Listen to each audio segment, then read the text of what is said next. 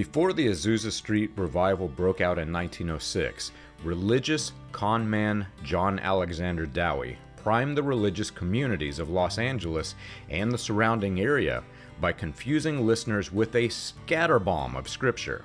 In several lectures, sermons, and healing meetings, Dowie proceeded to bombard his audience with random verses taken out of context, which he claimed, when combined, supported his new gospel of divine healing.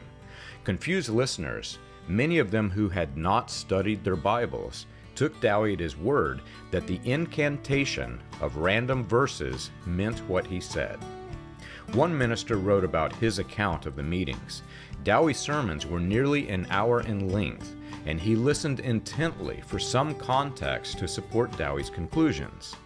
Though Dowie offered a great many passages which were, quote, entirely irrelevant, the actual substance of Scripture was never presented.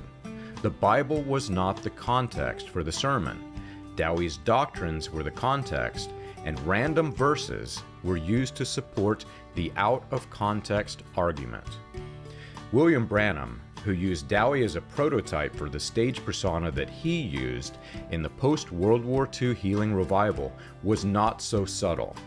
Branham opened many sermons by admitting that he was not going to base his sermons on Scripture. Instead, Branham quoted a single verse, or sometimes a few random verses, and informed the audience that he was going to, quote, build a context. Then, using his manifest Sons of God theology, Branham proceeded to invent a new, quote, spoken word, which he claimed to supersede the written word because he was, like Dowie, the messenger for the age. You can learn this and more on william-branham.org.